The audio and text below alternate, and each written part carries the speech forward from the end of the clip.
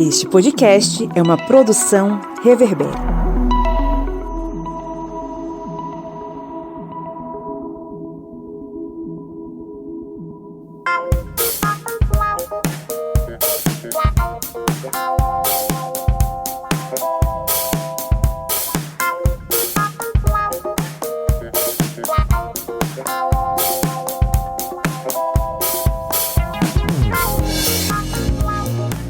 Olá, historiantes! Está entrando no ar, mais uma vez, a sua Minipédia, o seu programete sobre assuntos históricos em formato expresso. Esse programete que, em 30 minutinhos, vai te acompanhar no café da manhã, na corrida aí dos seus exercícios físicos, no caminho para o seu trabalho, enfim, o que quer que você vá fazer, a gente vai te acompanhar com algum conceito histórico, explicando algum conceito histórico, algum conteúdo histórico da melhor forma possível, né? Eu sou o Pablo Magalhães e estou aqui acompanhado dele, o homem que montou um soviete na beira do Rio São Francisco, o seu Kleber Roberto. E aí, pessoal, beleza? Nas correrias aqui da vida. Estávamos alguns dias sumidos, né, da Minipédia, mas estamos aí de novo.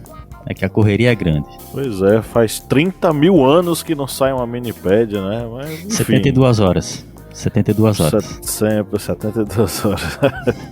Bom, hoje a gente tá aqui reunido. Quem acompanhou a gente na mesa redonda no final de semana deve ter acompanhado um bate-papo sobre a Copa do Mundo, né? E seguindo aí um pouquinho dessa coisa da Copa do Mundo, enfim, a gente hoje vai falar sobre um tema muito importante para as mentalidades ocidentais e orientais, né, Kleber Roberto? Isso mesmo.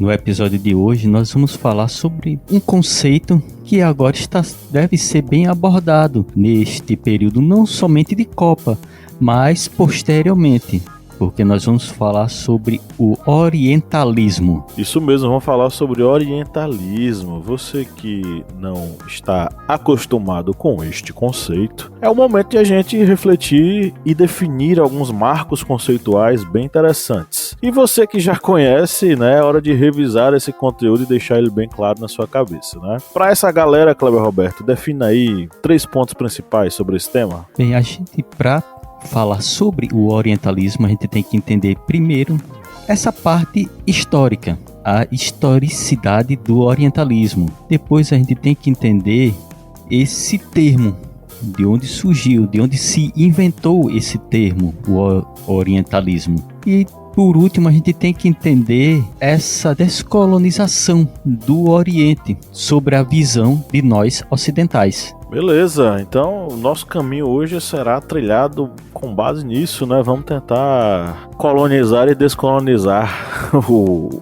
olhar sobre o Oriente, seguindo toda essa história do próprio conceito e como é que ele é construído, né? Bom, antes da gente entrar na nossa pauta, vamos para alguns recadinhos básicos, né? Cleber Roberto, tá abertas as inscrições para o nosso minicurso A Escrita da História, não é isso mesmo? Isso mesmo, para você que tem formação na área de história, está estudando história, ou para você mesmo que é um admirador desta ciência que é a história, nós temos o curso A Escrita na História. E nesse primeiro módulo nós abordamos vários autores e nesses autores nós acabamos trilhando vários caminhos dessa escrita. A gente foi desde a Idade Média até conceitos mais atuais, mais contemporâneos, ou seja, é um curso bem caprichado para você, ouvinte. É isso aí. E lembrando que o link está na descrição do episódio e você que nos ouve tem aí um descontinho de 20% na inscrição, tá? Aproveite agora e já faça sua inscrição enquanto tá ouvindo a gente aqui. Tem certificado acadêmico de 30 horas para você aí, graduando, que tá precisando fazer suas horas acadêmicas, é o momento. Lembrando também que se você está ouvindo a gente no Spotify ou no Apple Podcast, já dê aí nossas 5 estrelas. É um jeito que você tem de nos ajudar a divulgar o nosso conteúdo e ajuda também o historiante a alcançar mais pessoas. Vai lá, já deixa suas 5 estrelas e faz com que a gente, enfim, consiga entrar aí entre os mais compartilhados, né? Bom, dito isto, vamos para o nosso conteúdo.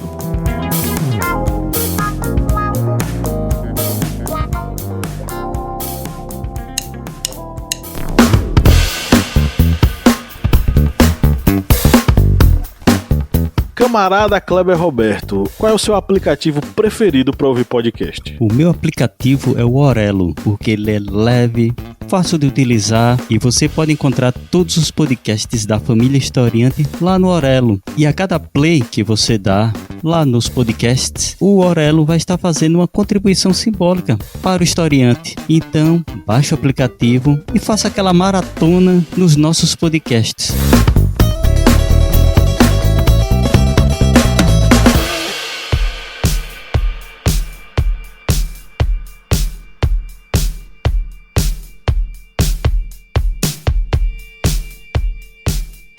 A Copa do Catar, ela por si só, ela já traz um significado bastante profundo, né? Primeiro porque a gente está falando sobre um local com pouca ou quase nenhuma tradição no futebol. Um local muito mais relacionado a outro tipo de cultura, muito distante daquela que nós praticamos aqui no Ocidente. A gente, no final de semana passado, fez um debate bem interessante sobre as várias contradições de uma Copa do Mundo que celebra a diversidade ser realizada em um emirado baseado numa monarquia absolutista, que é o caso do Catar. Então fica a dica aí, logo depois dessa minipédia, dá uma ouvida lá no nosso episódio do final de semana. Mas a gente precisa refletir aqui sobre alguns pontos. Primeiro, de fato, o Catar ele é um espaço onde há um governo extremamente centralizado e autocrático que, enfim, carrega em si uma série de contradições relacionadas aos direitos humanos em uma série de perspectivas, em uma série de áreas. Contudo,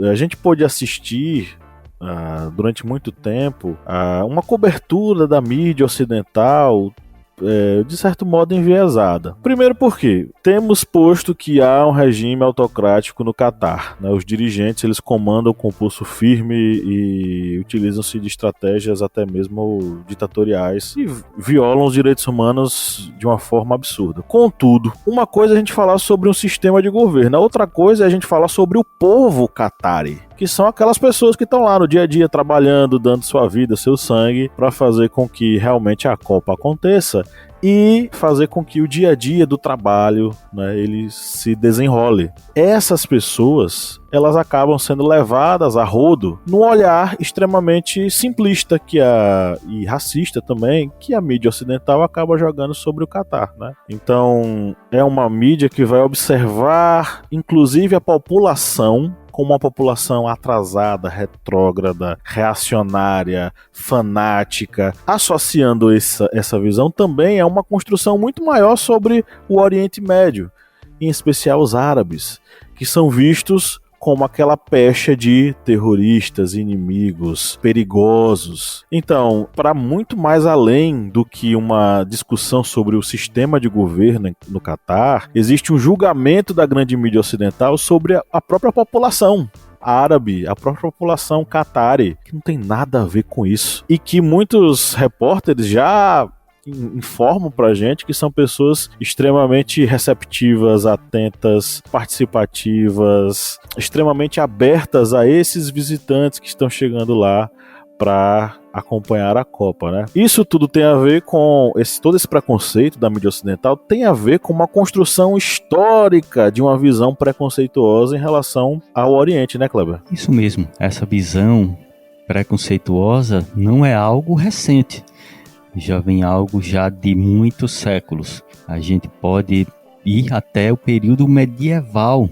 Isso mesmo, na Idade Média, durante as Cruzadas, se criou essa ideia de que o Oriente era a terra do bárbaro, era a terra do infiel, era a terra que seria a oposição à civilização cristã, à cristandade. E por isso estão aí dos motivos, porque são vários motivos, de terem se iniciado as chamadas cruzadas, que foram todas aquelas peregrinações militares para o Oriente, sobre essa ideia de expulsar os infiéis das terras que seriam, no caso, sagradas para a cristandade, para o cristianismo. Só que neste período, no período medieval, o Oriente era, digamos, o centro do saber mundial. Bagdá, por exemplo, tinha a Casa dos Saberes, onde se guardavam manuscritos filosóficos. Ou seja, o Oriente era local de muita cultura, de muita sabedoria. E eles acharam muito estranho quando do nada começam a aparecer hordas de soldados, muitas vezes que pareciam mendigos, saqueando, roubando, invadindo, tomando terras, destruindo. Eles, no primeiro momento, como havia uma divisão interna entre vários, digamos, reinos ali, eles não conseguiram combater como uma unidade unificada, ou seja, teve esse sucesso, e aí criou-se essa ideia de superioridade do Ocidente sobre o Oriente, mas não tem nada disso, essa superioridade só existiu ali naquele iniciozinho, que na primeira cruzada conseguiu retomar Jerusalém. Fora isso, foram muitos insucessos, muitas derrotas para as forças cristãs ocidentais, mas aí já começa a se nascer essa ideia de que o Ocidente, o cristianismo, era superior a os povos do chamado Oriente, por causa desta primeira vitória na primeira cruzada. Pois é uma visão que se constrói em torno, inicialmente ali, do Oriente chamado pelos europeus de Oriente Próximo, em especial as cidades tidas como cidades santas e o Oriente Próximo ali daquela região. E muitos dos habitantes ali são árabes, né? Então essa oposição ela se constrói especialmente com o mundo árabe, que é o mundo perigoso, inimigo. Mas também com os demais países asiáticos que não compõem o mundo árabe, né? Você vai ter os indianos, você vai ter os chineses, você vai ter os mongóis, você vai ter diversos outros povos que vão estar nesse Oriente que é visto como esse lugar exótico, esse lugar das aventuras, esse lugar quase que místico, né? E é um local extremamente atrasado na cabeça desses ocidentais. O que é interessante é que nas cruzadas os cristãos chegaram lá com uma visão extremamente homogeneizada do que eram os árabes, né? Ou seja, eles achavam que ia chegar lá e encontrar um povo único. Mas na verdade, mesmo naquele período até hoje, os árabes, eles possuíam e possuem uma característica multifacetada. São vários povos árabes com várias realidades as mais variadas possíveis. É o mesmo que acontece com a África, viu, gente? É o mesmo que acontece na África. Muitas vezes quando se fala África, parece que é um país. Um país só. Pois é. Hoje em dia continua sendo dessa mesma forma. O mundo árabe, ele é um mundo multifacetado. Quando a gente fala mundo árabe, muitas pessoas pensam que é uma coisa só. Não, o mundo árabe ele é multifacetado, com diversos países distintos, com diversas regiões, com diversos dramas particulares e características bem peculiares. Então essa construção é esse preconceito que nós temos, histórico. A gente não pode esquecer, por exemplo, do quanto o colonialismo e o imperialismo no século XIX e no século XX ajudaram e muito a formar e solidificar essa visão. Principalmente o colonialismo francês e o britânico na Ásia. Esses espaços vistos como espaços atrasados, espaços bárbaros, espaços diferentes, eles eram colocados como inferiores. E era justificável que esses espaços, na cabeça dos colonizadores, fossem, obviamente, ali dominados. Então, é um processo de dominação, um processo de construção de um discurso dominador que submete o diferente, o outro, o atrasado, ou seja, o oriental, para a cabeça dos ocidentais. E sobre essa perspectiva é interessante porque a gente tem aqui uma participação especial do professor Vladimir Silva Machado, da Universidade Federal do Vale do São Francisco, que mandou aqui um áudio fazendo uma reflexão sobre esse assunto. Olá, você que segue o canal Historiante. Eu sou o professor Vladimir Machado, do Colegiado de Artes Visuais da Univasf, e fui convidado para falar um pouco sobre as oposições Oriente-Ocidente, nesse período de Copa, né, em que o Catar se torna alvo de bastante atenção. Eu tenho reparado mesmo em algumas matérias falando sobre as coisas que são proibidas no Catar e tal. É importante destacar que o Oriente, construído pelo olhar do Ocidente, é altamente estereotipado, tá? As pessoas podem acreditar que o Ocidente é capitalista, o Oriente é um lugar exótico, meditativo, né? Que aqui se tá todo mundo correndo atrás de comprar coisas, lá todo mundo é desapegado, tá no mosteiro budista meditando. não é bem assim, né? As tradições antigas do Oriente continuam vivas lá, né? As religiões budistas, as muitas variações do budismo, o hinduísmo, o muçulmanismo, mas países como China, Japão e mesmo a Índia já estão altamente adaptados a uma cultura capitalista. São altamente industrializados, o Japão em especial, a China, são altamente consumistas. Então esse estereótipo de que as coisas seriam completamente diferentes, elas não são exatamente verdadeiras. Acho importante destacar aí a obra do Edward Said, Orientalismos, uma das primeiras na pós-modernidade a começar a dissecar esses estereótipos de Oriente construídos pelo olhar ocidental, e sugerir também uma leitura que são os Versos Satânicos, de Salman Rushdie. É um livro incrível que vale a pena ser lido. E é importante, eu creio, salientar que essa visão de Oriente, ela acaba desconsiderando um certo respeito à diferença.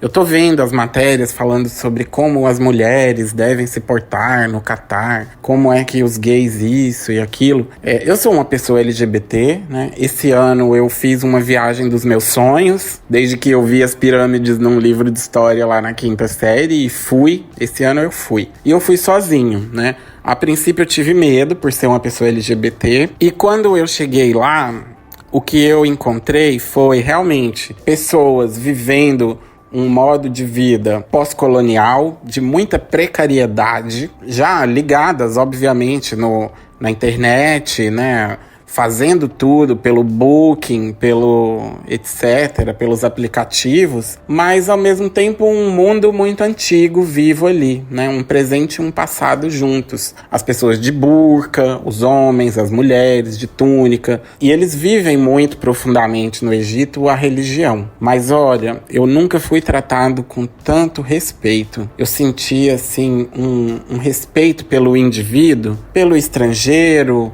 ou por qualquer outra pessoa. Eu sentia as pessoas muito respeitosas, sabe? Aqui a gente tem uma informalidade, uma cordialidade, tem sempre uma alegria, uma brincadeira no ar. Lá também tem uma simpatia e uma alegria no ar, nos contatos, mas existe um sério respeito no sentido de que eu sou eu, o outro é o outro, e tá tudo bem. Eu não senti em nenhum momento, por exemplo, que eu fui alvo de homofobia. Nossa, não mesmo. Que é uma coisa que acontece aqui o tempo todo. De fato, existem códigos ali muito sérios, levados a sério a respeito das mulheres, por exemplo. Os homens todos fumam em qualquer lugar, elas são proibidas.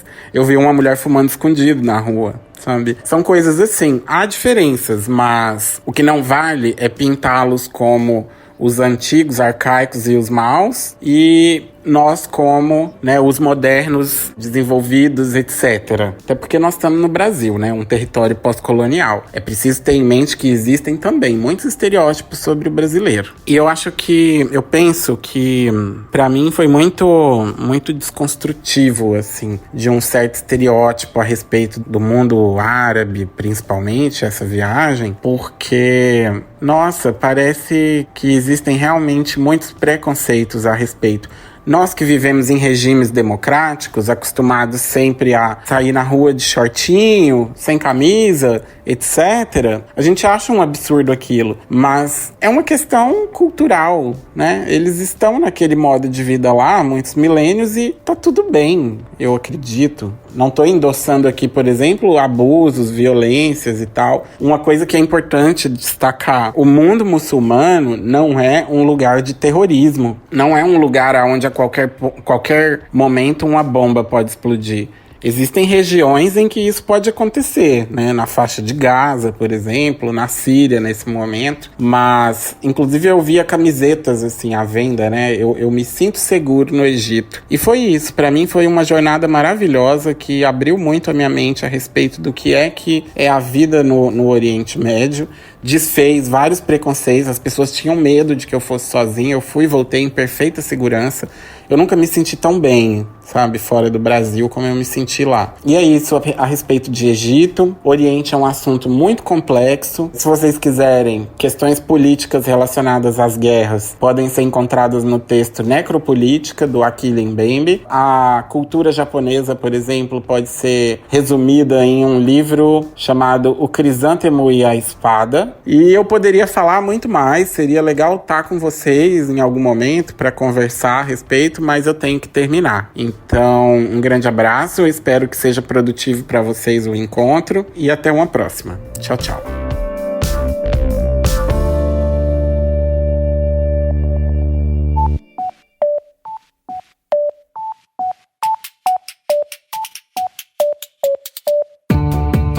Joyce Oliveira, quem acompanha o Historiante há um bom tempo, já curte o conteúdo, pode nos ajudar a manter o projeto, né? Senhor, pode sim. Quem quiser ajudar, né, a gente do Historiante a continuar produzindo esse conteúdo maravilhoso, pode ir lá no nosso apoia.se. Aí vai se tornar nosso apoiador e vai ter acesso a conteúdos exclusivos, a cursos que a gente produz para os nossos apoiadores, né, a materiais didáticos, vai também ter sorteios de livros, enfim, né? Tem podcast secreto, ou seja, vai ter um mundo novinho, exclusivo para quem for, né, aquela pessoa maravilhosa que resolver apoiar o Historiante. E o endereço qual é? apoia.se/historiante. O link tá na descrição desse episódio.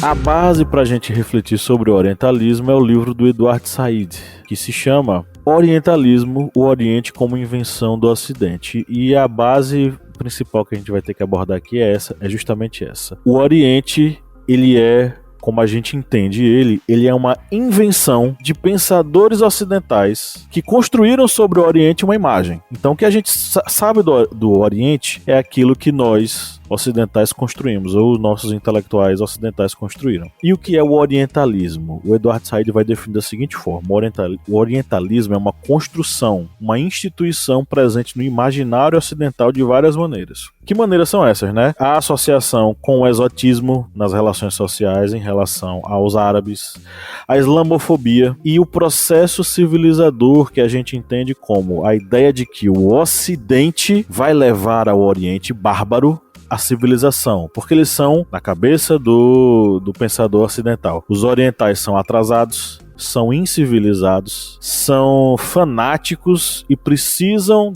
de serem civilizados para chegarem no estágio evolutivo mais avançado. Então essa perspectiva, ela tem um produto final, que é o discurso orientalista. Esse discurso é aquilo que alimenta o imaginário coletivo das pessoas. Esse discurso entra na cabeça das pessoas e faz com que elas entendam que o Oriente, de fato, ele é inferior ao Ocidente. Então, assim, ele é um discurso extremamente forte, é um discurso de dominação. O Edward Said, inclusive, fala o seguinte: a relação entre Ocidente e Oriente é uma relação de poder de dominação de graus variáveis de uma hegemonia complexa. O que é que o Edward Said está querendo dizer aqui? Quer dizer que existe uma construção de um discurso que exerce um poder sobre o outro. O Ocidente quer exercer sobre o Oriente o seu poder. E esse poder, ele é desenvolvido de diversas formas, mas em especial ele é expresso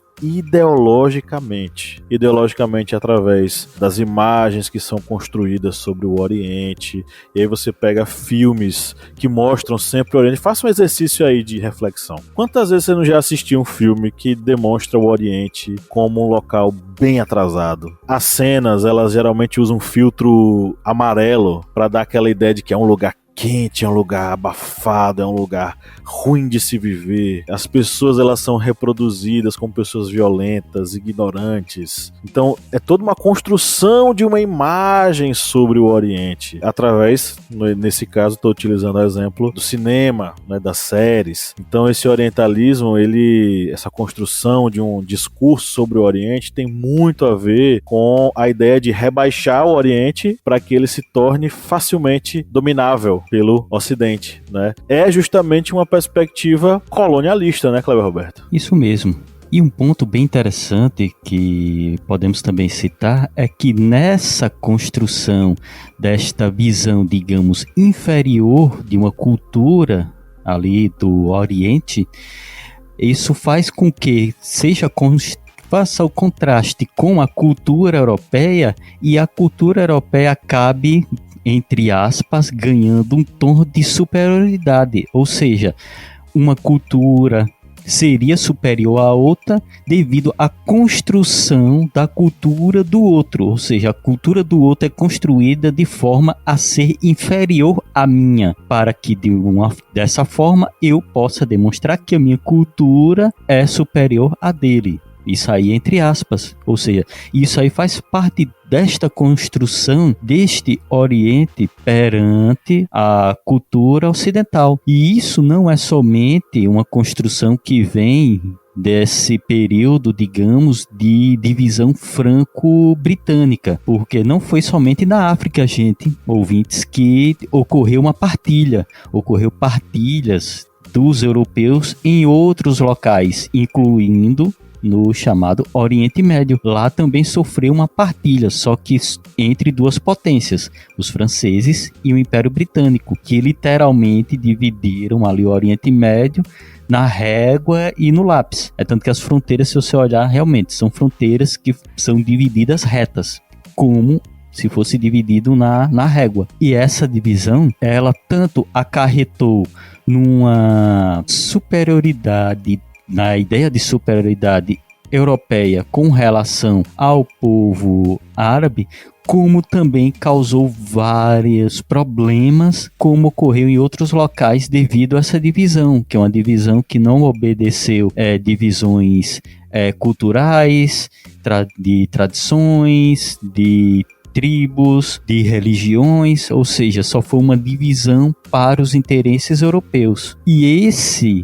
orientalismo, ele não morreu aí quando, digamos, os franceses e britânicos saíram de lá, porque surgiu outra potência após a Segunda Guerra Mundial, que é os Estados Unidos, e que se tornou ainda maior depois da desintegração da União Soviética, que aí os Estados Unidos tiveram uma visão ainda maior de tentar se impor. A gente não está falando aqui de uma troca de culturas, não, é de imposição norte-americana perante os povos das nações árabes. Só que, logicamente, como nós vimos, eles não tiveram este sucesso no momento ali de desintegração da União Soviética e período agora início desse milênio. Pois é, a gente precisa descolonizar os nossos olhares para poder falar sobre o Oriente. Tirar da nossa visão esse filtro que nós temos baseado no olhar do ocidental para que a gente consiga enxergar o Oriente. Isso tem muito a ver, por exemplo, com a questão dos costumes no Oriente, né? A gente fala muito sobre tradição de vestimentas. E uma dessas tradições de vestimentas está ligada às mulheres utilizarem véu para cobrir sua cabeça, seus cabelos. Isso era visto por muitos ocidentais como uma opressão à mulher dentro da sociedade árabe islâmica. Mas muitas mulheres árabes e islâmicas em determinados países, elas veem o véu como uma identidade. Essa foi uma discussão, por exemplo, que aconteceu na França nos anos 2010 em relação à proibição ou não do uso do véu de mulheres árabes e islâmicas no país francês, né?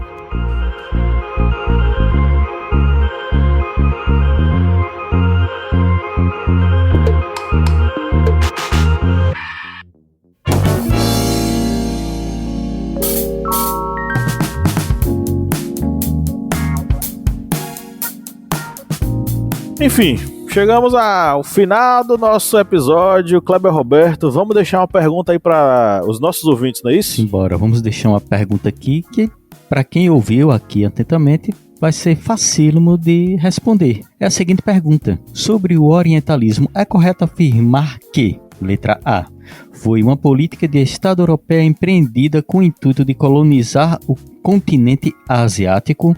Letra B, foi um conjunto de práticas discursivas empreendidas pelos europeus a fim de conhecer, dominar e justificar a porção asiática do globo? Letra C, foi uma perspectiva de mundo criada pelos europeus para demonstrar seu conhecimento técnico-científico no continente asiático? Tá facílimo. E aí, qual é a resposta certa? Participe da nossa enquete clicando no link aí na descrição do episódio, deixa lá a sua resposta, tá? Bom, então, vamos encerrar e eu vou deixar uma dica aqui para vocês. Leiam o artigo O Orientalismo ou a Afirmação do Discurso Hegemônico do Ocidente. É um artigo escrito pelo Ettore Schmidt Battaglia, tá? Artigo bastante interessante da revista Argumentos. O Ettore é mestre em Sociologia pela Universidade Federal de São Carlos, a UFSCar. Eu acho que é uma leitura bem interessante e introdutória, além, claro, do livro do Eduardo Said, Orientalismo ou como Orientalismo, o Oriente como Invenção do Ocidente. E aí, Cleber Roberto, tem alguma dica aí pra galera? Bem, a dica que eu vou deixar aqui é vocês fazerem aí uma pequena maratona na Historiante. Tivemos no final de semana um episódio da nossa mesa redonda, além da Copa Cultura, Sociedade e Política, que vai falar exatamente sobre a Copa do Mundo no Catar, mas não somente sobre a Copa, sobre toda a questão social, cultural e até mesmo econômica sobre este evento que está ocorrendo no Catar. Vocês, depois de terminar esse episódio, vão para este episódio na nossa mesa redonda e depois vocês podem descer um pouquinho mais e vão para a dica que eu deixei também na mesa redonda, que foi sobre uma minipédia que fizemos sobre as cruzadas vistas pelos árabes, que também tem uma minipédia aqui. Aí vocês fazem essa trinca, essa trilogia e é muita cultura aí para vocês aqui no Historiante. É isso aí. E o último recado, sigam a nossa nova página, @historiante_ no Instagram. Infelizmente o Instagram derrubou a gente, mas nós criamos uma nova conta e vai começar tudo do zero. Então, se você gosta da gente, vai lá, siga. E é isso aí. Um grande abraço e tchau, tchau. Valeu, pessoal. Até mais.